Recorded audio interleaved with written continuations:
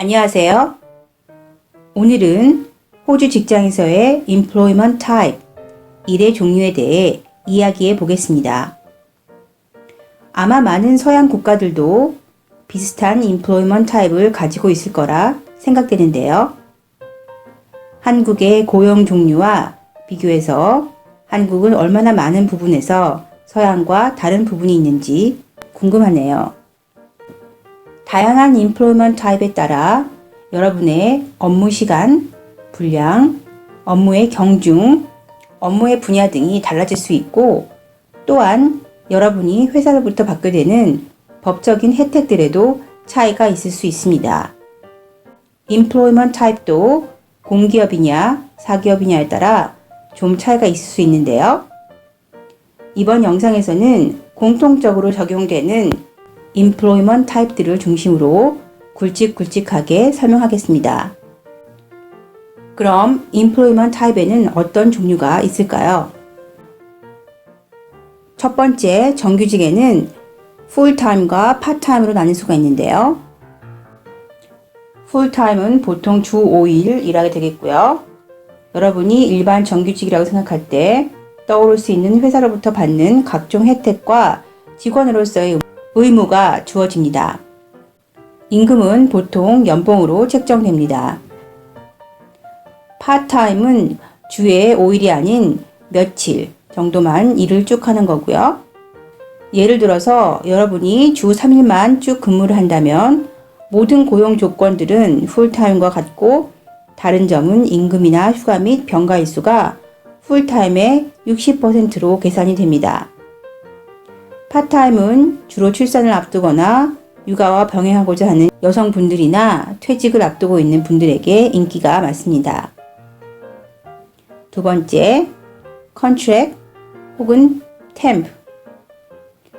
이것은 계약직으로 fixed term이라고도 불립니다.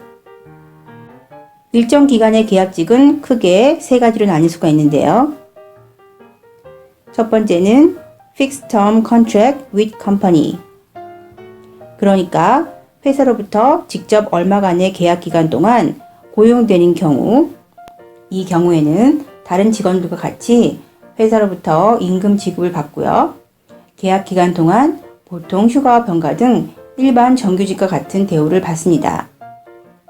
두 번째, employment agency staff, temporary. 보통 템프라고 많이 부르고요. 리크루트먼트 에이전시가 여러분을 고용해서 회사에 파견하는 계약직의 경우로 일정 기간 후에 회사로부터 정규직 오퍼를 받는 경우도 많습니다.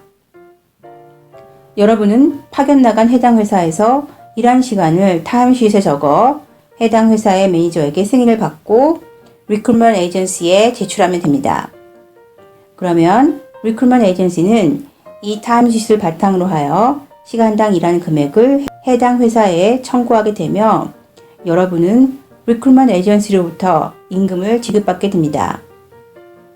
임금을 시간당으로 받기 때문에 장시간이라면 더 많은 금액을 챙길 수 있는 장점이 있는 반면 휴가나 병가 같은 것이 없다는 단점이 있습니다. 또한 많은 회사들이 단기나 장기 프로젝트를 위해 스페셜한 기술이나 경력이 있는 사람들을 컨트랙터로 뽑는 경우가 많아지고 있는 요즘입니다. 세 번째, contractors. 여러분이 일반 사업자로 회사와 계약을 맺어 정해진 계약 기간 동안 일을 해주는 경우가 있겠습니다.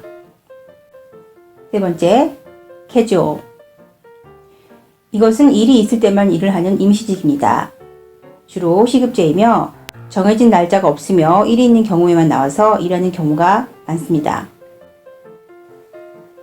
그 밖에도 어프렌티스라던가 트레이니 혹은 그레이지에이트 같은 그런 일의 종류, 고용의 종류가 있겠습니다.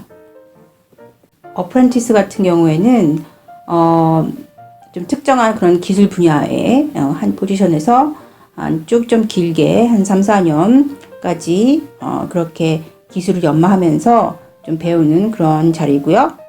트레이니 같은 경우에는 한 1, 2년 한 3개월이나 6개월에 한 번씩 돌아가면서 다양한 회사의 포지션에서 일을 할 수가 있습니다. 그레이지에이트도 마찬가지인 것 같아요. 그런 측면에서는요.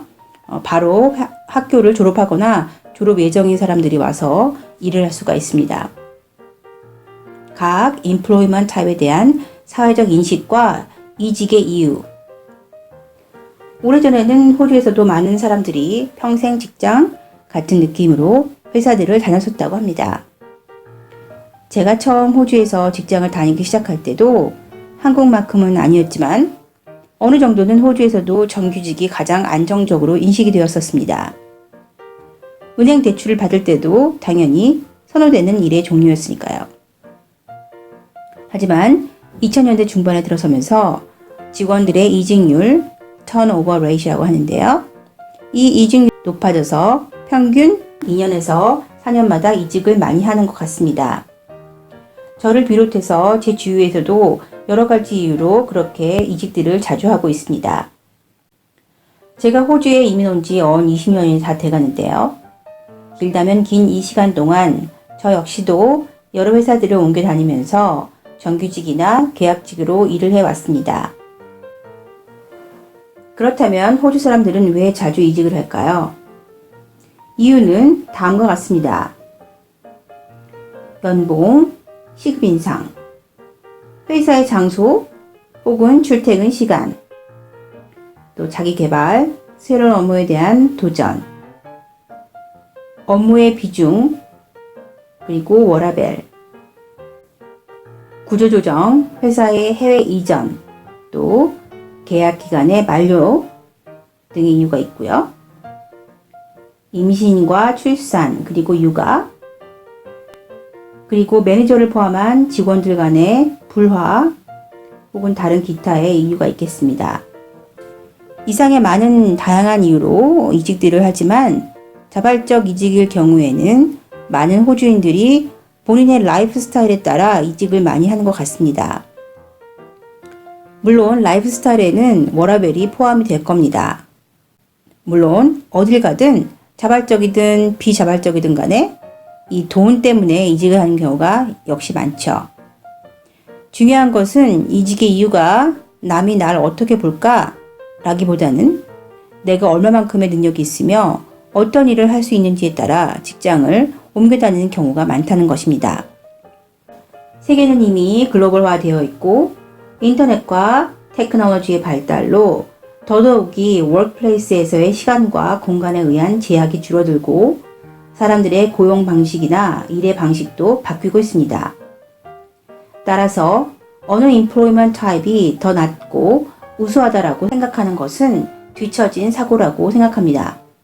다양한 개개인의 삶의 방식이나 가치관만큼 다양한 임플로이먼트 타입에 대한 편견을 버리고 보다 열린 사고로 이 급변하는 워크플레이스에서 생존하고 발전하길 바라겠습니다. 이상으로 호주와 해외 국가들의 다양한 임플로이먼트 타입에 대해 간단히 살펴보았습니다. 여러분의 회사 지원 시에 유용한 정보가 되길 바랍니다. 그럼 저는 다음 영상에서 여러분들을 다시 찾아뵙겠습니다. 더 자세하거나 다른 궁금증들이 있으시면 댓글로 남겨주시기 바랍니다. 시청해주셔서 감사합니다.